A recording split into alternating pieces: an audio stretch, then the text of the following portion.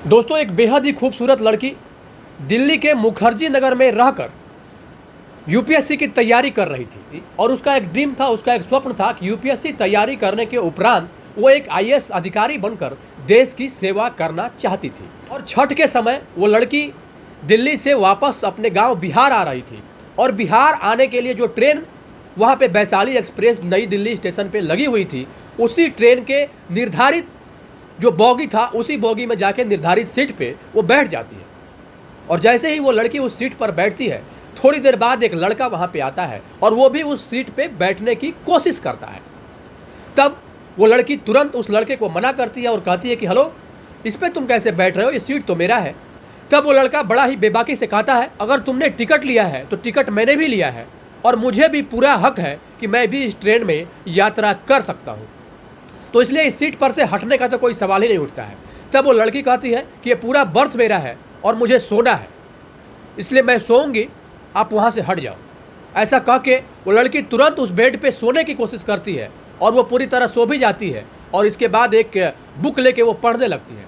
तब वो लड़का कहता है कि ठीक है, तुमको सोना है तो सो जाओ, लेकिन मैं यहीं पे बैठूंगा, और वो लड़का वहीं पे बैठ जाता है। इसी बीच उन दोनों के बीच वाद विवाद बढ़ने लगता है और कुछ लोग लड़की के डिफेंस में, लड़की के बचाव में आके खड़े हो जाते हैं और कहते हैं कि अकेली लड़की को देख के तुम परेशान कर रहे हो, ये गलत बात है। अभी मैं सिर्फ और सिर्फ बैठ रहा हूँ और अभी ट्रेन खुली नहीं है और ये लड़की इस पर सोना चाहती है, तो मैं हर हाल में अब जाऊँगा तो इसी सीट पर बैठ के जाऊँगा। तब जो यात्री वहाँ पे होते हैं कहते हैं कि अभी थोड़ी देर बाद पुलिस आएगी, आरपीएफ वाले आएंगे और तुमको डंडे मार के बाहर कर देंगे, तब तुमको समझ में आएगा कि लड़की के साथ इस तरह से बदतमीजी करने का क्या अंजाम होता है। लड़का कहता है कि चूंकि अभी सोने का समय नहीं है और जब सोने का समय होगा तो मैं इस सीट पर से हट जाऊंगा। अगर आप लोगों को कोई परेशानी हो रही है इस लड़की को लेके तो मुझे आप लोग अपने सीट पर थोड़ी देर बैठने दीजिए, जब सोने का समय होगा तो आप लोग आराम से अपने सीट पर सो जाइएगा, मैं हट जाऊँगा। तब वो लोग भी इस बात के लिए अलाउ नहीं किए। धीरे धीरे वाद विवाद की स्थिति उत्पन्न होती गई और इसी बीच वो लड़का न सिर्फ उस सीट पे बैठता है बल्कि उसी लड़की के सीट पे वो पूरी रात सो भी जाता है। और सोने के बाद उस लड़की के साथ जो करता है या फिर उस लड़की के साथ जो कुछ सुबह होते होते हो जाता है, पूरा परिदृश्य बदल जाता है, पूरा वाद विवाद ही बदल जाता है। जैसे ही ट्रेन के यात्री ने उस बात को, उस सीन को वहाँ पे वो देखा, वो सब लोग हतप्रभ रह गए, सब लोग हैरान रह गए और सब लोग सोचने लगे कि आखिर एक अजनबी लड़का एक लड़की के साथ ऐसा कैसे कर सकता है। दोस्तों, उस लड़की ने कभी एक कल्पना नहीं की थी कि उसके साथ भी ऐसा हो सकता है, क्योंकि कहा जाता है ना कि पापा की परियां या पापा की लाडली बेबाक होती है और कहीं भी दूर रह के घर से पढ़ाई करती है, लेकिन पापा की परी का जो हाल उस बंदे ने किया उस ट्रेन में, ये जान के आप हैरान और परेशान हो जाएंगे और आप ये सोचने पे मजबूर हो जाएंगे कि एक लड़की के साथ ये लड़का क्या ऐसा भी कर सकता है। जो दो अजनबी एक साथ मिलते हैं और दोनों में लड़ाई झगड़े की स्थिति उत्पन्न हो जाती है और इसके बाद फिर ऐसा क्या होता है, एक बहुत ही रोचक और इंटरेस्टिंग कहानी है। मैं चाहता हूं कि इस पूरे वीडियो को आप लोग पूरी तरीके से देखें, तभी ये कहानी क्लियर हो पाएगा, तभी इस कहानी की सत्यता को आप सही तरीके से जान पाएंगे। यह सच्ची घटना वैशाली एक्सप्रेस की है। वैशाली एक्सप्रेस नई दिल्ली से बिहार आने के लिए तैयार थी और इसी बीच एक लड़की जो दिल्ली के मुखर्जी नगर में रहकर यूपीएससी की तैयारी कर रही थी और उसका नाम अर्पिता सिंह था और वो माँ बाप की इकलौती बेटी थी। इसी बीच लोक आस्था का महापर्व छठ, जो बिहार में जो फेस्टिवल होता है, जो पर्व होता है, उस फेस्टिवल को मनाने के लिए वो लड़की दिल्ली के मुखर्जी नगर से रेलवे स्टेशन पर पहुंच जाती है और वहां जो वैशाली एक्सप्रेस लगी हुई थी, वैशाली एक्सप्रेस में ही उसका सीट कन्फर्म था, 3rd AC में उसका सीट था। 15 नंबर सीट पर जाके वो बैठती है कि मैं अब बिहार पहुंचूंगी इसी ट्रेन से, ऐसा सोच के वो बैठती है। तमाम तरह के ख्याल उसके मन में थे, अपने घर के रिश्तेदारों से मिलने की जल्दबाजी, छठ के जो भी कौतूहल उसके मन में चल रहे होते हैं, इन सारे चीज़ों को लेकर अवलोकन करके वो उस सीट पर बैठ जाती है। थोड़ी देर बाद जब ट्रेन के खुलने का समय हो जाता है, उसके 2-3 मिनट पहले एक लड़का वहाँ पे जाता है और जाके उसी सीट पे बैठने की कोशिश करता है। अर्पिता सिंह, जिसकी उम्र 24-25 साल की रही होगी, और एक लड़का जिसका उम्र लगभग 28 से 30 साल के आसपास था, वो लड़के का नाम सचिन था। उसको वो मना करती है कि ये सीट मेरा है, ये बर्थ मेरा है, इस पर तुम्हें बैठने का कोई अधिकार नहीं है। 3rd AC में मेरा 15 नंबर सीट है और इस सीट पे मैं बैठी हुई हूँ, तो इस पर किसी के बैठने, किसी और के बैठने का कहीं से कोई सवाल ही नहीं उठता है, तुम अभी इस सीट पर से हट जाओ।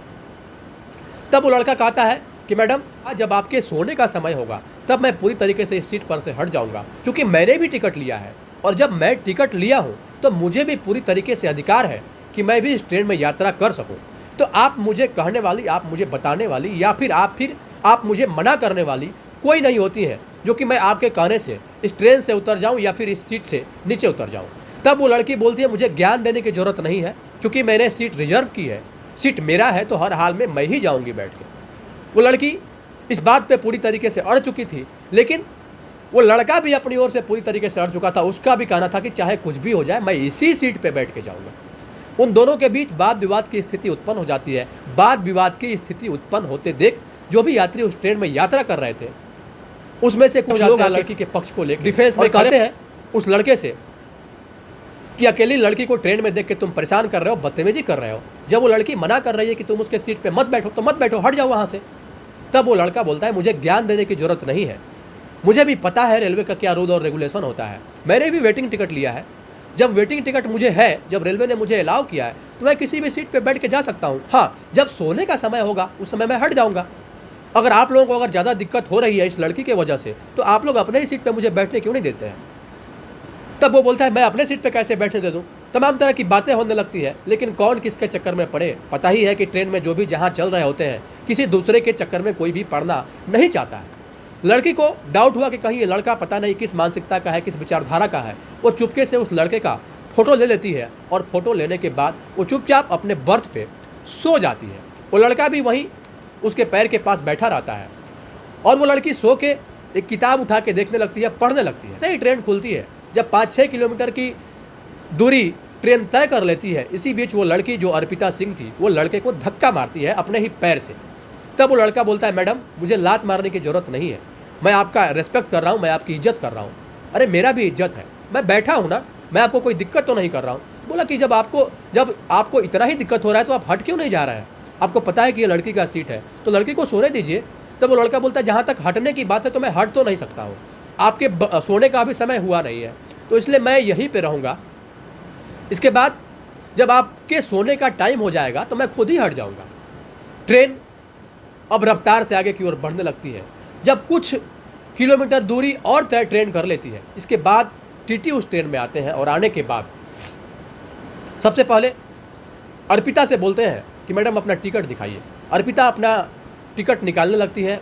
चूँकि अर्पिता ने काउंटर टिकट ले रखा था और वो अपने पर्स को निकालने लगती है, तो जब अपना बैग खोलती है तो उसमें देखती है कि उसका पर्स ही नहीं था। उसी पर्स में उसका आधार कार्ड, पैन कार्ड, जो भी आईडी से रिलेटेड चीज़ें होती है, खास करके उसका टिकट भी उसी पर्स में था। तब वो काफ़ी ज़्यादा हैरान हो जाती है और उसको लगता है कि शायद उसने अपना टिकट अपने रूम पे ही छोड़ दी है। तब वो उस टिकट जो चेकर होते हैं, जो टीटी होते हैं, उनसे वो रिक्वेस्ट करती है कि सर टिकट तो मैं भूल चुकी हूँ, लेकिन कोई बात नहीं, आप अपने लिस्ट में चेक कीजिए, मेरा नाम अर्पिता सिंह है, मैं 24 साल की हूँ। टीटी साहब बोलते हैं कि कोई बात नहीं, अगर आपके पास टिकट नहीं है तो आप अपना आईडी कार्ड दिखा दीजिए, जिससे इस बात का प्रूफ हो जाए कि हाँ आप ही अर्पिता सिंह हैं। क्योंकि उसने पूरा वो पर्स ही छोड़ रखा था अपने घर पे, अपने रूम पे, वो भूल गई थी। जल्दी जल्दी में वो आ गई और आके ट्रेन में बैठ गई। तो वो बोलती है कि मैं जल्दबाजी में मैं भूल गई हूँ लाना, तो मेरे पास न तो आईडी है और न ही टिकट दिखाने के लिए आपके पास है, लेकिन मेरा नाम अर्पिता सिंह है। वो लड़की बार बार इस बात के लिए रिक्वेस्ट कर रही थी कि मैं कैसे जान जाऊँ कि आप ही अर्पिता सिंह हैं, मुझे कुछ ना कुछ तो प्रूफ चाहिए। बोलती है कि अब मुझे करना क्या पड़ेगा। तब वो टीटी साहब बोलते हैं कि करना कुछ भी नहीं पड़ेगा, 1900 रुपये का फ़ाइन होगा, वो आपको देना पड़ेगा। काफ़ी देर से टीटी और अर्पिता के बीच जो भी चीज़ें बातचीत हो रही थी, इन बातचीत को बड़े ही गौर से जो सचिन, वो लड़का वहाँ पे आके बैठा था, वो सुन रहा था। और वो टीटी से कहता है कि ठीक तो बोल रही है ये लड़की, जब ये बता रही है कि इसका टिकट इसी ट्रेन में है और इस बात के लिए वो बार बार रिक्वेस्ट कर रही है आपसे, तो आपको मानने में क्या दिक्कत है, आप भी इस बात को मानिए ना।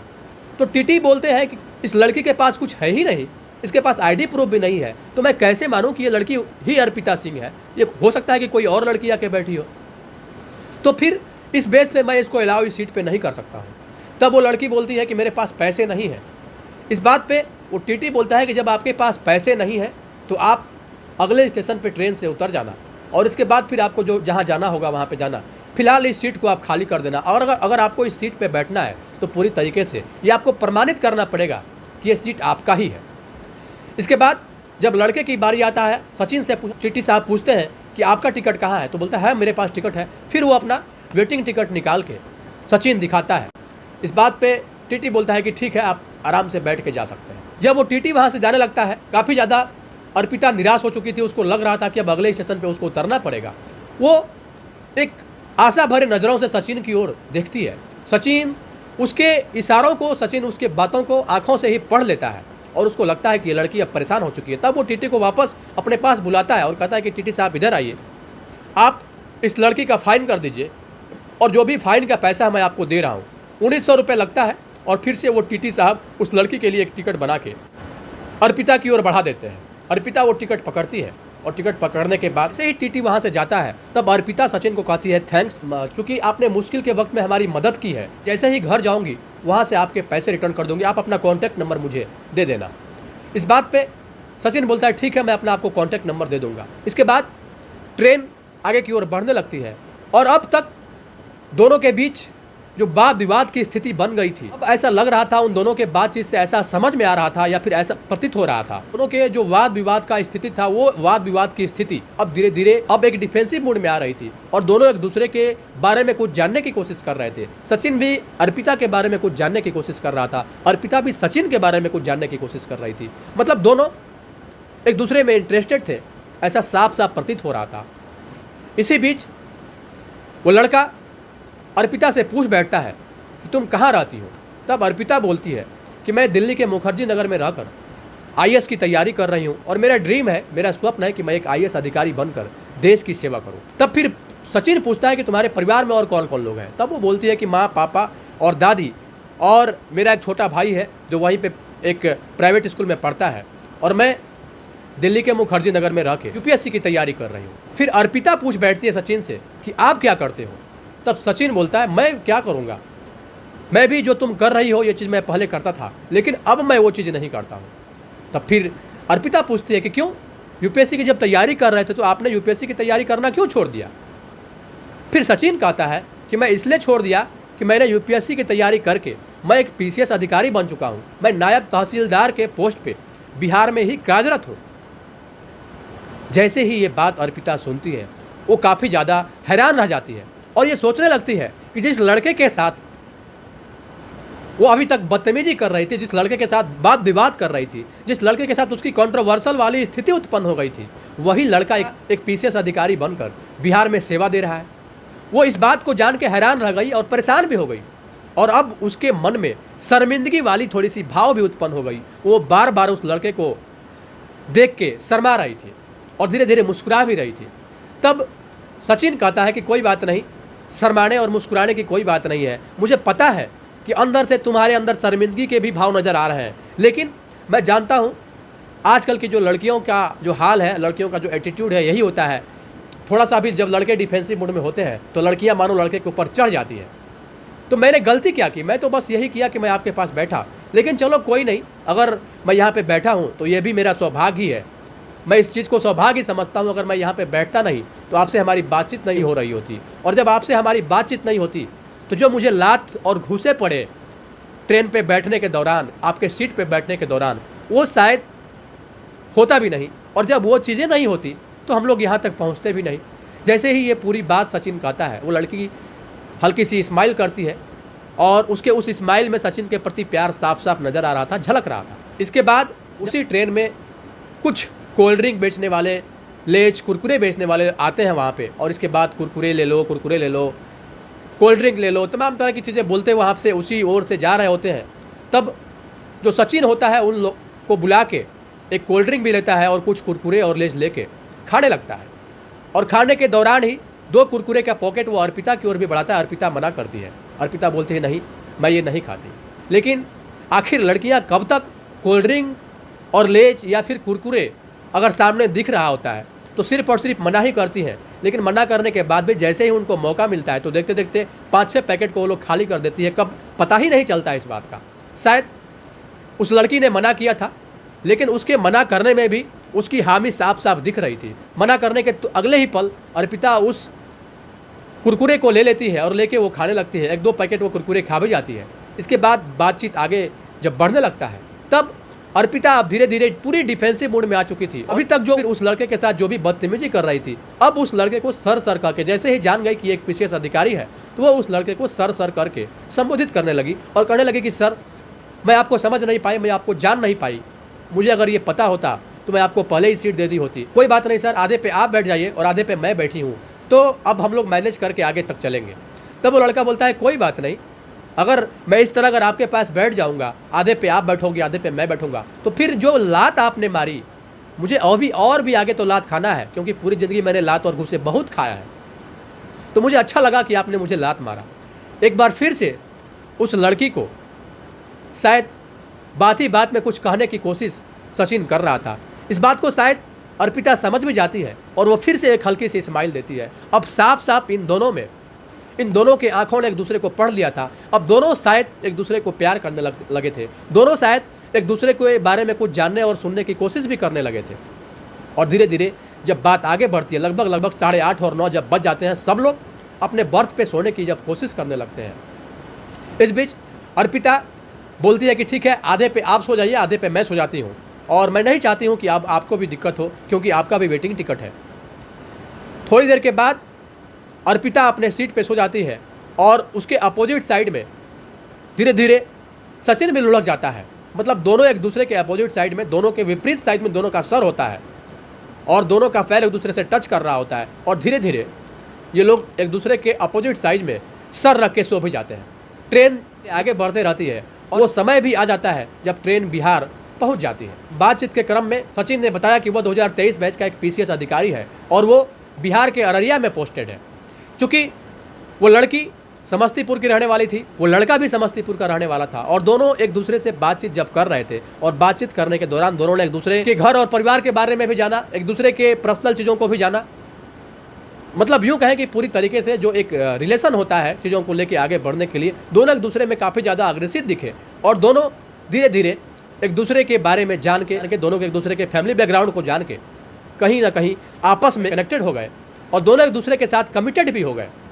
इसी बीच उस ट्रेन से जब दोनों उतरने के बाद, चूँकि उसको अररिया जाना था और उसे समस्तीपुर जाने थे, अररिया में वो पोस्टेड था, और इसी बीच अर्पिता का वो नंबर वो पीसीएस अधिकारी लेता है और लेने के बाद अपने मोबाइल में सेव करता है। और जब वो अररिया पहुंचता है, जब वो थोड़ा फ्री होता है, इसके बाद वो फ़ोन पे जानने की कोशिश करता है कि अर्पिता अपने घर पहुंची या नहीं पहुंची। इसके बाद अर्पिता भी कॉल करती है, दोनों एक दूसरे से बातचीत करने लगते हैं और धीरे धीरे दोनों की दोस्ती होती है स्टार्टिंग में, और इसके बाद दोनों धीरे धीरे ये दोस्ती, इन दोनों की दोस्ती प्यार के रूप में परिवर्तित हो जाती है।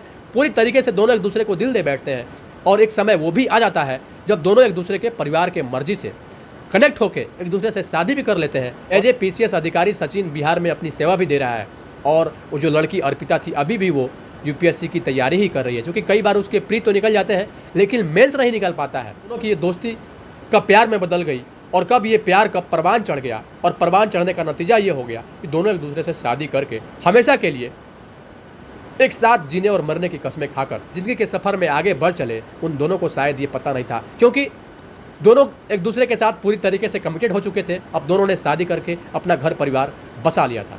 दोस्तों, इस घटना को बताने का उद्देश्य किसी को परेशान करना नहीं, किसी की भावनाओं को आहत करना नहीं, किसी की अंतरात्मा को ठेस पहुंचाना नहीं, बल्कि आपको सचेत करना है, आपको जागरूक करना है, आपको ये बताना भी है कि दोस्तों, आप कहीं भी जब आप जा रहे हो या फिर कहीं से आप आ रहे हो, तो कभी ना कभी आपके साथ कुछ वैसा इंसिडेंट आपके लाइफ में ज़रूर हो जाता है। आपका वही इंसिडेंट, आपके साथ हुआ वही वारदात आपके पूरे लाइफ को एक तरह से कहें बदल के रख देता है, ठीक वैसे ही जैसे अर्पिता और सचिन के लाइफ में हुआ। बाकी इस पूरे घटनाक्रम को लेके आपकी क्या राय है, अपनी राय निष्पक्षता के साथ कमेंट बॉक्स में जरूर दें। बहुत धन्यवाद। आप लोग जुड़े हुए थे जनतक न्यूज़ के साथ।